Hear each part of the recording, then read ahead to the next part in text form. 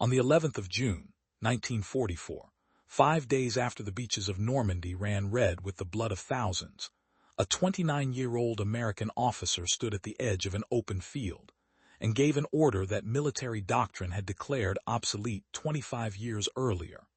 Lieutenant Colonel Robert George Cole told his men to fix bayonets and charge directly into German machine gun fire across 200 yards of exposed ground. What happened in the next 4 minutes would determine whether the Allied invasion of Europe would succeed or collapse into a catastrophic defeat.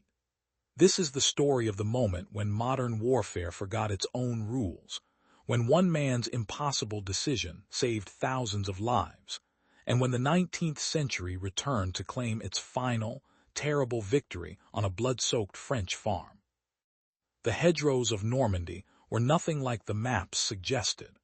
They were not the neat garden boundaries that staff officers had studied in their briefing rooms in England, not the decorative agricultural features that aerial reconnaissance photographs had made them appear to be. They were ancient fortifications, earthen walls topped with centuries of tangled growth, some of them dating back to Roman times, transformed by 2,000 years of patient accumulation into natural ramparts 8 feet high and equally thick. The roots bound the soil into something nearly as solid as concrete. The branches formed overhead canopies that turned the narrow lanes between them into claustrophobic tunnels where the summer sun barely penetrated. For the German defenders who had occupied this ground for 4 years, these hedgerows were perfect defensive terrain. For the American paratroopers trying to advance through them, they were a nightmare that turned every field into a separate battle, every gap into a killing ground, every yard forward into a calculation of blood. Robert Cole had not expected to be here. Nobody in the 3rd Battalion, 502nd Parachute Infantry Regiment, 101st Airborne Division had expected to be anywhere near Carentan on the 11th of June. They had jumped into Normandy in the early hours of the 6th, scattered by winds and anti-aircraft fire across miles of flooded marshland and enemy-occupied countryside. Cole himself had landed in a tree, hanging suspended in his harness in the darkness, waiting for a German patrol to discover him and end his war before it properly began. He had cut himself down, found 6 men from his battalion, and begun the work of gathering his scattered unit, while German patrols hunted through the darkness for isolated American paratroopers. By the time the sun rose on the 7th of June, he had assembled perhaps half his battalion. The other half was dead, captured, lost in the swamps, or scattered across the countryside in small groups trying to make their way back to American lines. This was not the coordinated airborne assault that the planners had envisioned. This was survival. But Cole was not a man easily deterred by circumstances. Born on the 19th of March, 1915, in Fort Sam Houston, Texas, into a military family, he had grown up understanding that service was not optional, that excellence was expected, and that leadership meant being the first to volunteer for the hardest assignments. At West Point, he had been a competent if not exceptional cadet, graduating in 1937 without particular distinction, but with the steady reliability that the Army valued in its junior officers. When the Army began forming its first parachute units in 1940, seeking volunteers willing to leap from aircraft into combat, Cole had been among the first to raise his hand. Airborne training was brutal, dangerous, and had a casualty rate that would have been unacceptable in any other branch of service. Men broke bones in training jumps, drowned in water landings, were killed by malfunctioning parachutes or hard landings on unforgiving ground. The washout rate was deliberately high. The Army wanted only those who could endure extraordinary physical hardship, maintain their composure under extreme stress, and function effectively after being dropped behind enemy lines with limited supplies and no immediate support. Cole thrived in this environment. By 1944, he was commanding a battalion of paratroopers, leading men who had volunteered multiple times over, first for the Army, then for the paratroopers, then for combat duty, each choice narrowing the pool until only the most determined remained. Now those men were dying in a flooded ditch outside Carentan, and Cole was watching his battalion disintegrate under fire he could not effectively return. Carentan itself was not a large town, perhaps 2,000 inhabitants in peacetime, located at the junction of several roads and the Douve River, distinguished primarily by its position rather than its size. But position was everything in war, and Carentan's position in mid-June 1944 made it the most important few square miles in France. The Allied invasion had secured 5 separate beachheads along the Normandy coast. Utah Beach to the west, Omaha Beach to the east, and between them a gap of nearly 15 miles where the German army still held the coast and could, if they acted quickly enough, drive to the sea and split the Allied forces in half. Carentan sat at the base of the Cotentin Peninsula, blocking the most direct route between Utah and Omaha. As long as the Germans held Carentan, the American forces landing on Utah Beach were isolated, unable to link up with the main body of the invasion force, vulnerable to being destroyed piecemeal by German counterattacks. Taking Carentan was not optional. It was the hinge upon which the entire Normandy campaign would turn. If the Allies failed to take it quickly, if the Germans could hold them long enough to bring up reinforcements and launch a coordinated counteroffensive, then the largest amphibious invasion in human history could still fail. The stakes were absolute. Either Carentan would fall, or the invasion would. The German defenders understood this perfectly. They had flooded the low-lying fields around the town deliberately, channeling any American advance onto a handful of narrow causeways, where attacking forces could be destroyed at leisure by prepositioned machine guns and mortars. They had fortified every building, prepared every hedgerow, registered their artillery on every likely approach route, and waited with the patient confidence of men who held every advantage. The German army in 1944 was no longer the overwhelming force that had conquered most of Europe, but it remained a formidable opponent, particularly when fighting from prepared defensive positions. The soldiers defending Carentan were not elite units. They were a mix of regular infantry, some of them experienced veterans from the Eastern Front, others relative newcomers, but all of them well-trained, well-led, and occupying ground that multiplied their effectiveness. They had machine guns, the devastating MG-42 that fired at a rate of 1,200 rounds per minute, a sound so distinctive and terrifying that American soldiers called it Hitler's buzzsaw. They had mortars that could drop high-explosive shells with deadly accuracy into any position the Americans tried to hold. They had clear fields of fire, prepared fallback positions, and the absolute certainty that if they could hold this ground for just a few more days, German reinforcements would arrive, and the Americans would be thrown back into the sea. Cole's battalion had been attacking toward Carentan for 3 days. 3 days of fighting through hedgerows where every field was contested, where German snipers picked off officers and non-commissioned officers with systematic precision, where mortars fell without warning, and where progress was measured in hundreds of yards at the cost of dozens of casualties. By the morning of June 11th, the 3rd Battalion had reached the outskirts of Carentan, advancing along a narrow causeway designated on the maps as the Carentan-Perriers Road. The causeway was perhaps 15 feet wide, raised slightly above the flooded fields on either side, straight as an arrow for several hundred yards before it reached a cluster of farm buildings the soldiers were calling Ing Farm. The causeway was a perfect killing ground.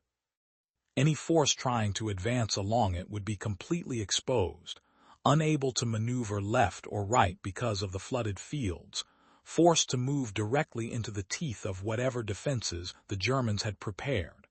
And the Germans had prepared extensively. As dawn broke on June 11th, Cole's men began their advance along the causeway. Almost immediately, the German machine guns opened fire, not wild, panicked shooting, but controlled, precise fire from carefully prepared positions. The MG-42s had been positioned to create overlapping fields of fire that covered the entire causeway. There was no safe ground, no dead space where advancing soldiers could find cover. Men at the front of the column fell immediately. Others threw themselves flat on the causeway or tried to crawl into the shallow ditches on either side. But the ditches offered minimal protection, and the flooded fields beyond were impassable. Within minutes, the American advance had stalled completely. The soldiers were pinned down under fire they could not effectively return, because they could not see the German positions through the hedgerows and farm buildings ahead. Officers trying to organize their men to move forward were shot. Non-commissioned officers attempting to establish fire superiority were targeted by German snipers. The battalion's machine guns tried to provide suppressive fire, but without clear targets, they were largely ineffective, wasting ammunition on hedgerows that might or might not conceal German positions. Cole watched from a position several yards behind the lead elements. He could see what was happening with brutal clarity. His battalion was being destroyed, not quickly in a single catastrophic engagement, but slowly, methodically, man by man and minute by minute. The Germans were not trying to push the Americans back.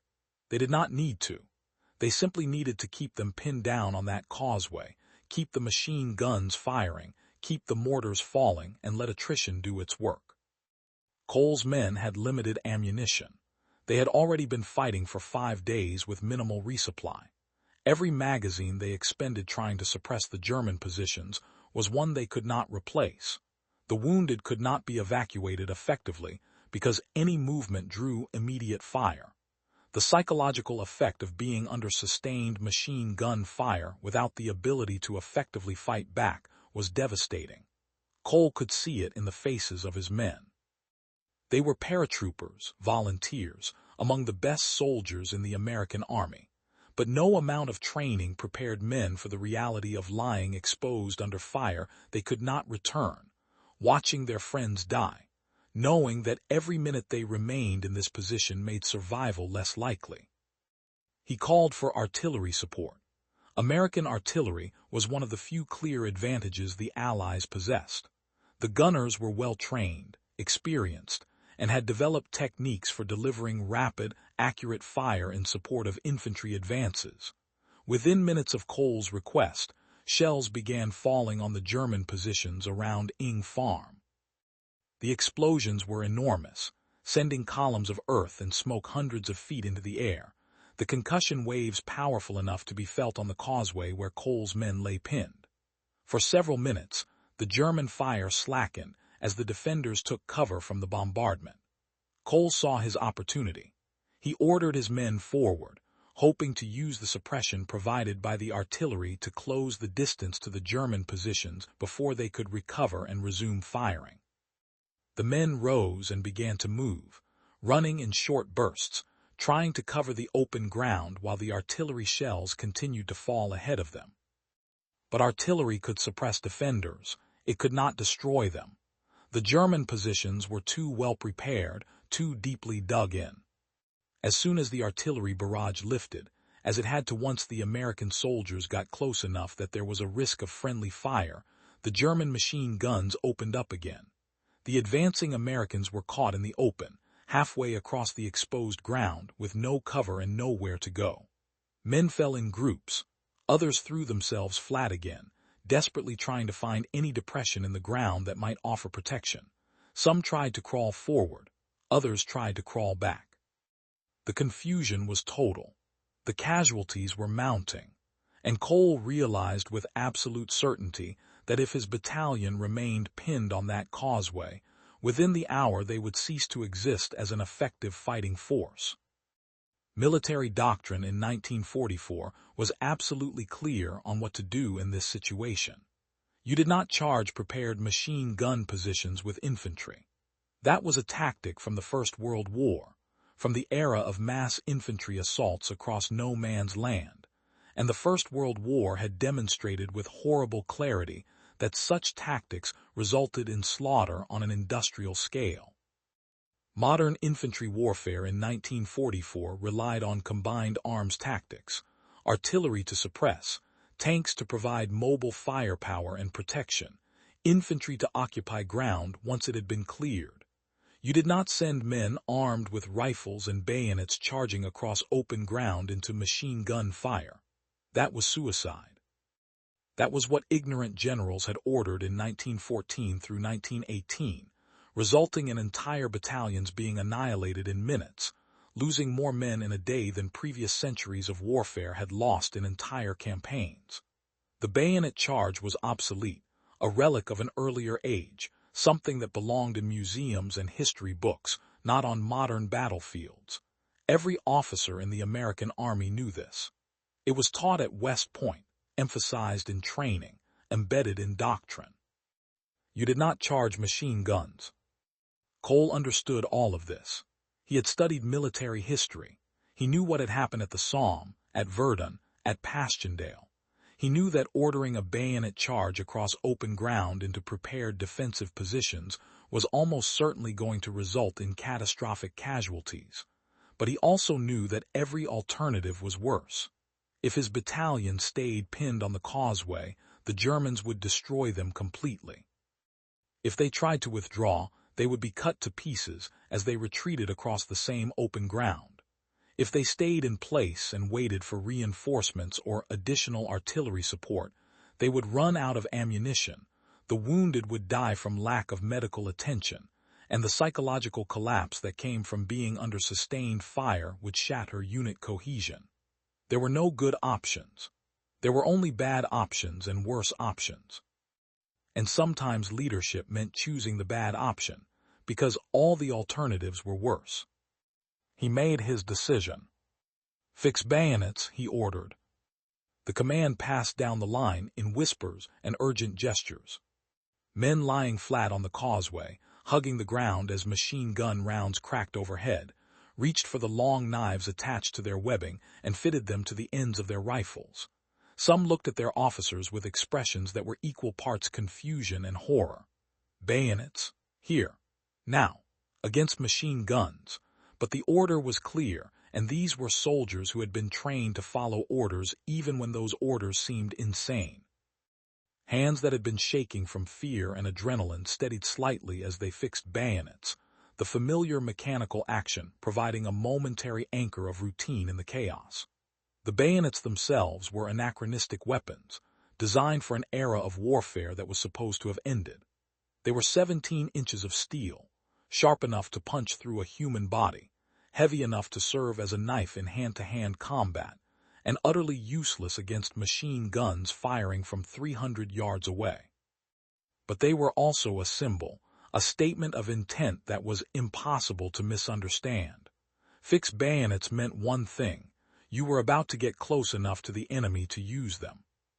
Cole moved forward through his pinned battalion, crawling from position to position, speaking directly to the men.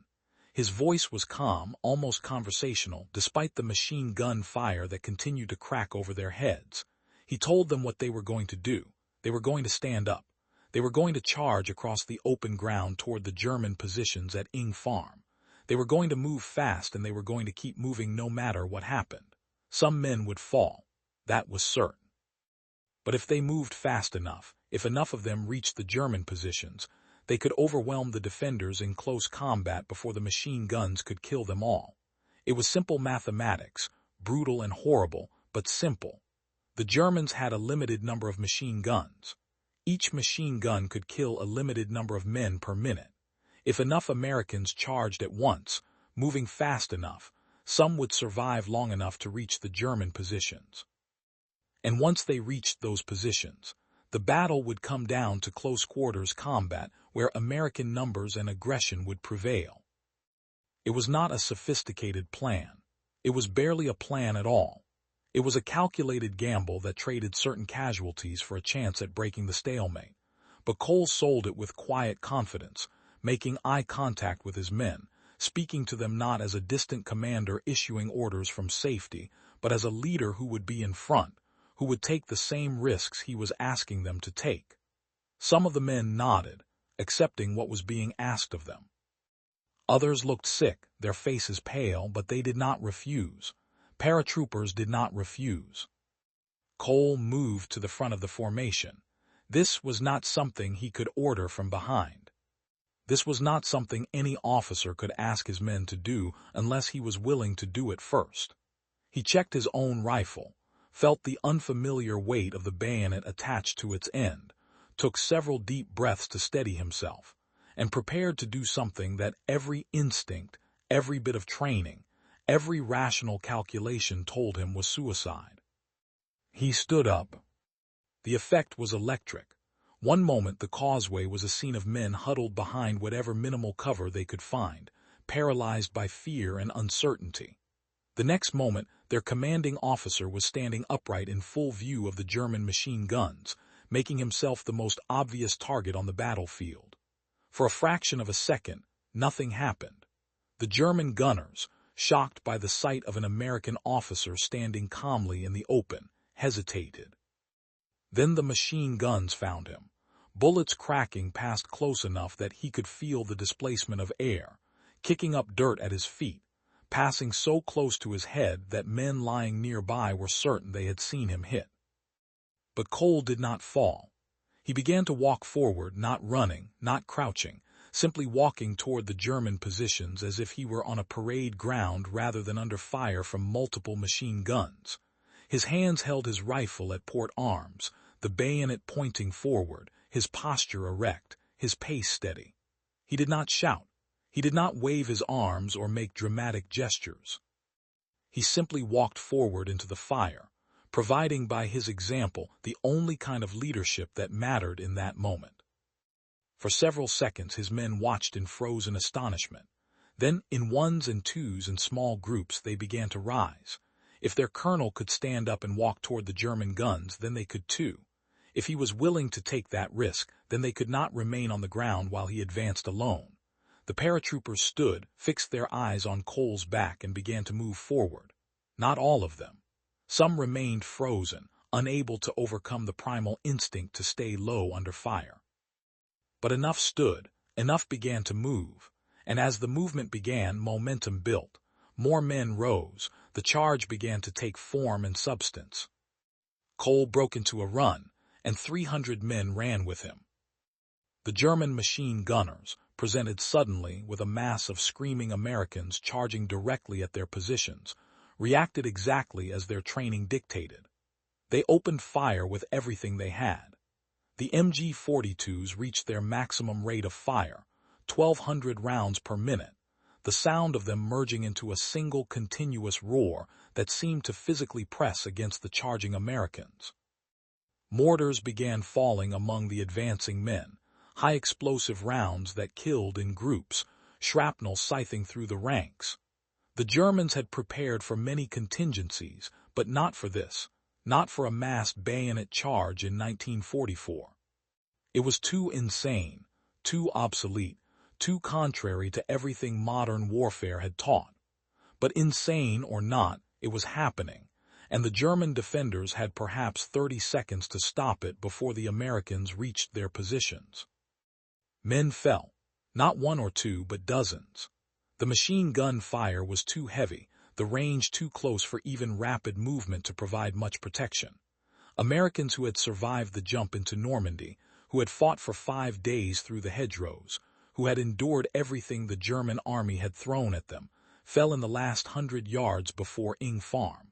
Some died instantly, killed by headshots or rounds through the heart. Others fell wounded, hit in the legs or arms or body, left behind as their comrades continued the charge. The casualties were appalling, exactly as horrifying as doctrine predicted they would be.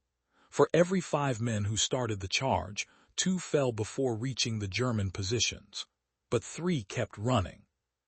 Cole was still in front, still on his feet, still moving. He had gone beyond fear into a state of pure focus where nothing existed except the ground ahead, the German positions growing closer, the need to keep his legs moving.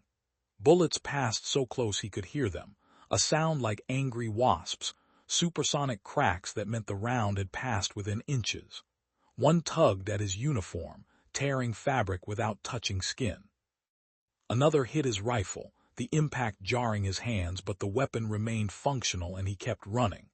Behind him his men were dying, but they were also advancing, and that was all that mattered. The charge had achieved what artillery could not. It had shocked the German defenders, disrupted their careful defensive plan, forced them to make decisions in seconds rather than minutes. And most critically, it had closed the distance. The Germans had perhaps 10 more seconds of firing time before the Americans would be in their positions, and 10 seconds was not enough. The first Americans reached the German trenches around Hinge Farm, not as an organized assault force, but as a mob of enraged, terrified, adrenaline-fueled men who had just survived something that should have killed them, and were now intent on taking out that terror on anyone within reach. This was not the clinical, combined arms warfare that doctrine prescribed. This was primal, savage, intimate violence of the kind that modern warfare was supposed to have eliminated. Men used their bayonets, not because bayonets were effective weapons, but because they were already attached to their rifles, and the Germans were within arm's reach. They used rifle butts, fists, knives, anything that could hurt another human being. The fighting was chaotic, confused, desperate. German soldiers tried to surrender and were cut down by Americans who were too far gone in combat fury to process surrender. Other Germans fought back with equal savagery, understanding that this was now a fight for survival where mercy was not on offer. Cole reached a German machine gun position and bayoneted the gunner as he tried to swing the weapon around to fire at point-blank range. The bayonet stuck between ribs and he had to brace his foot against the man's body to pull it free, a detail that would appear in nightmares for the rest of his life. Around him, the fighting continued, but the Germans were breaking. They had been prepared for a conventional infantry attack that they could defeat with their prepared defenses and superior firepower. They had not been prepared for a close-quarters brawl with enraged paratroopers who had just charged 300 yards under fire and had nothing left to lose. The psychological shock was overwhelming. German soldiers began to fall back from their forward positions, some in organized withdrawal, others in panicked flight. The machine guns fell silent, either because their crews had fled or because the crews were dead. Within 5 minutes of the Americans reaching the German trenches, the battle for Hinge Farm was effectively over. The cost of those 5 minutes was written in the bodies scattered across the causeway and the field approaching Hinge Farm. Of the approximately 300 men who had made the charge, roughly 150 were casualties. Dead, wounded, or so badly shaken they were combat ineffective. 49% losses. Nearly half the attacking force. By any conventional metric, it was a catastrophic casualty rate, the kind of loss that would destroy unit cohesion and render a battalion unable to continue offensive operations. But conventional metrics did not account for what the charge had achieved. The German defensive line at Hinge Farm, which had held American forces at bay for 3 days and which could have held for days more if attacked conventionally, had been broken in 4 minutes. The road to Carentan was open. By the end of June 11th, American forces had entered the town. By June 12th, Carentan was in American hands. By June 13th, the link between Utah Beach and Omaha Beach was secure. The gap in the Allied lines was closed. The German opportunity to split the invasion force and defeat it piecemeal was gone. The Normandy campaign could continue. Cole survived the charge without serious injury, though he had been closer to death more times in those 4 minutes than in all the rest of his life combined. In the immediate aftermath, as medics worked desperately to save the wounded and officers tried to reorganize their battered units, he moved through his battalion, checking on his men, speaking quietly with those who were still in shock from what they had just done. He showed no particular emotion, no visible sign of what the experience had cost him psychologically. This was leadership in its purest form, taking care of the men, even when you were just as shattered as they were. His fellow officers, when they learned what had happened, were split between admiration for his courage and horror at his tactics. 50% casualties in a single engagement was not sustainable. If every battle cost half your force, you would be out of soldiers very quickly. But those officers had not been pinned on that causeway, had not watched their men being destroyed slowly by an enemy they could not effectively engage. They had not faced the choice Cole had faced: charge and take catastrophic casualties, or stay pinned and be annihilated completely. When you eliminated the impossible, whatever remained, however improbable, was the answer. The Medal of Honor recommendation came through channels quickly. Cole's immediate superiors recognized that what he had done was extraordinary, a demonstration of personal courage and leadership that exemplified the highest traditions of military service. The medal itself would be awarded posthumously, because Robert Cole would not survive the war long enough to receive it in person. On September 18, 1944, during Operation Market Garden in the Netherlands, Cole was killed by a German sniper. He was 29 years old. He had survived the jump into Normandy, the fighting through the hedgerows, the charge at Carentan, and dozens of other engagements, only to be killed by a single bullet during what was supposed to be a routine observation of enemy positions. Such was the arithmetic of war. Courage and leadership were not guarantees of survival. They were simply ways of making survival meaningful, of ensuring that when death came, it came to a man who had mattered.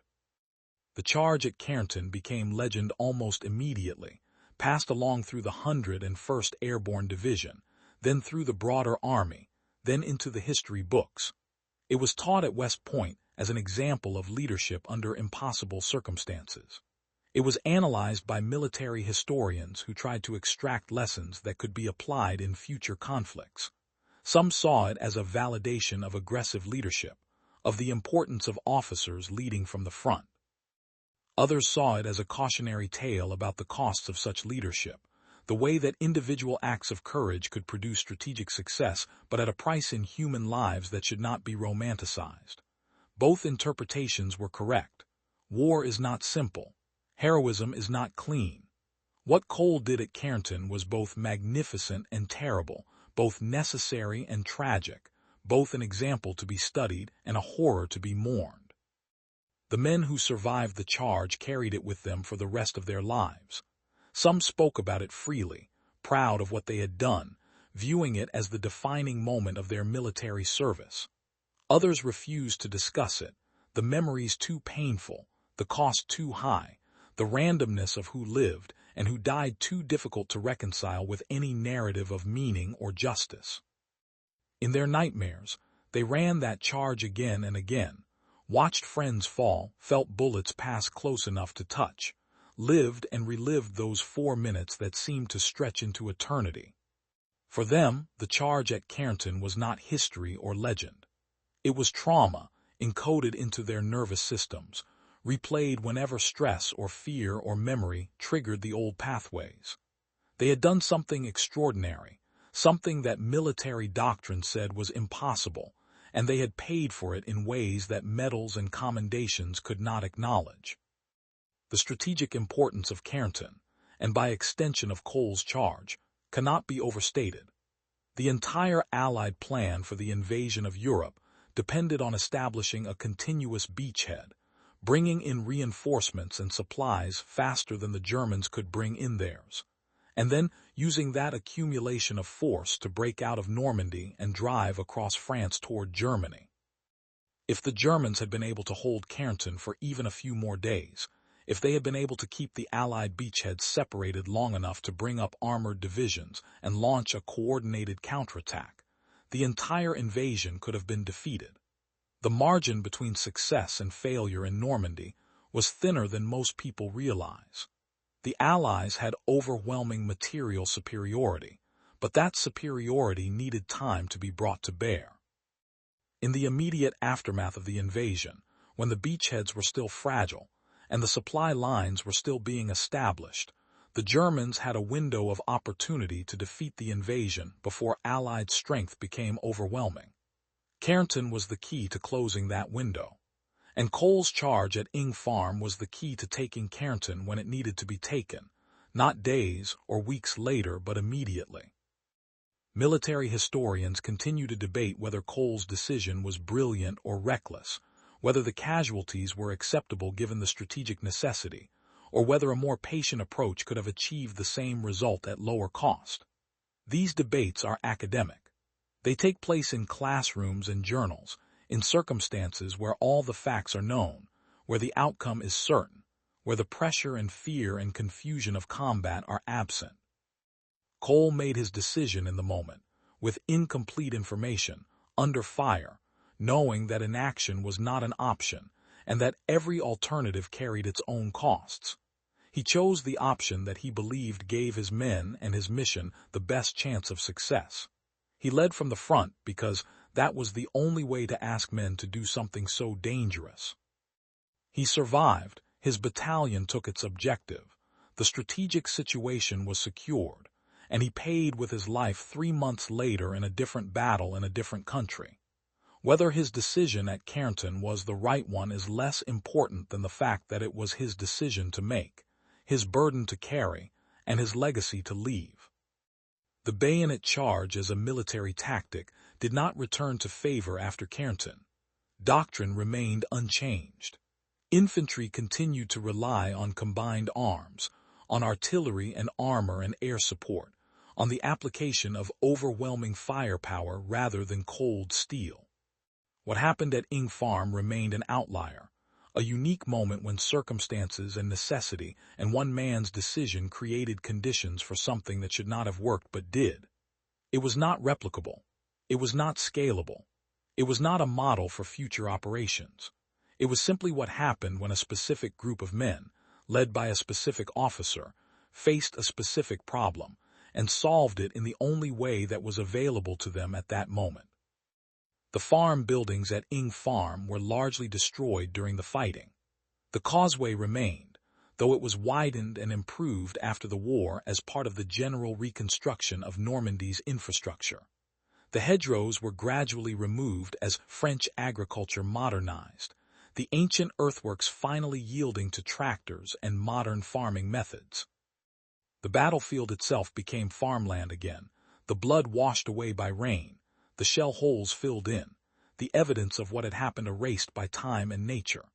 There is a memorial now, a simple marker noting that this was where men of the 101st Airborne Division fought and died in June 1944. Tourists visit occasionally, mostly Americans tracing the history of the invasion, trying to understand what their fathers or grandfathers experienced. They stand on the causeway and look toward where Ing Farm once stood and try to imagine running across that ground under machine gun fire. Most cannot. The imagination fails. The reality of combat is too far outside normal human experience to be truly comprehended by those who have not lived it. Robert George Cole rests in the American cemetery at Margraten in the Netherlands, one of 8,000 American soldiers buried there, one of the hundreds of thousands who died in the European theater during World War II. His grave is marked with a simple white cross, identical to the crosses marking thousands of other graves, because in death, all soldiers are equal regardless of rank or medals or the extraordinary things they did in life. Visitors who know his story sometimes leave small American flags or flowers. Most walk past without knowing who he was or what he did.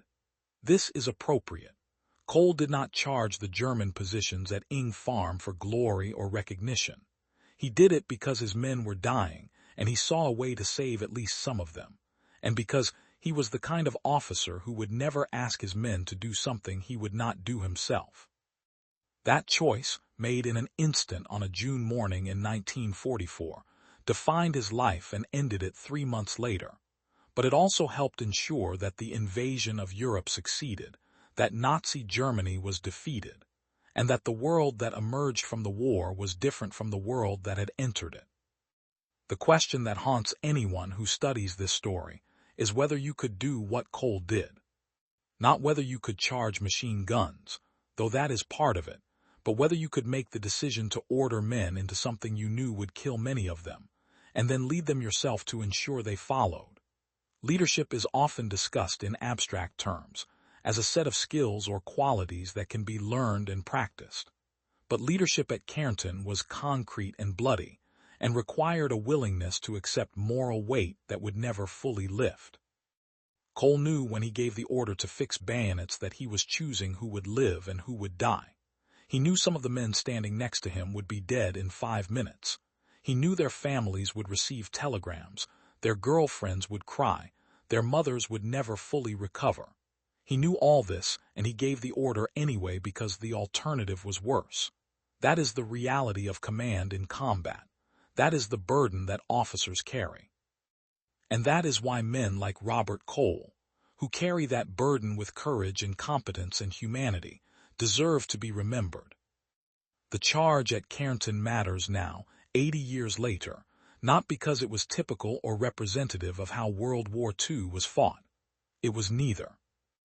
It matters because it was extraordinary, because it showed what human beings are capable of when pushed beyond all reasonable limits, because it demonstrated that courage is not the absence of fear, but the ability to function despite fear, and because it reminds us that history is not made by abstract forces or inevitable trends, but by individual decisions made by individual people at specific moments when everything hangs in the balance. On June 11, 1944, Robert Cole decided to stand up under fire and lead a bayonet charge into machine guns. That decision changed the course of the war. It cost approximately 150 men their lives or their bodies. It saved thousands of others who would have died if the invasion had failed. It was both heroic and horrible, both right and wrong, both an example to admire and a tragedy to mourn. That is the nature of war. That is the legacy of Carentan. That is the story that deserves to be told and remembered. If this story moved you, if it made you think about courage, leadership, and the terrible choices that war forces on human beings, I would be grateful if you would subscribe to this channel, share your thoughts in the comments, and consider this question. If you were Lieutenant Colonel Cole on that causeway, with your men dying around you and no good options remaining, would you have had the courage to stand up and walk into that fire? Would you have made the same choice? Or would you have chosen differently, accepting certain destruction in order to avoid the moral burden of ordering men to their deaths?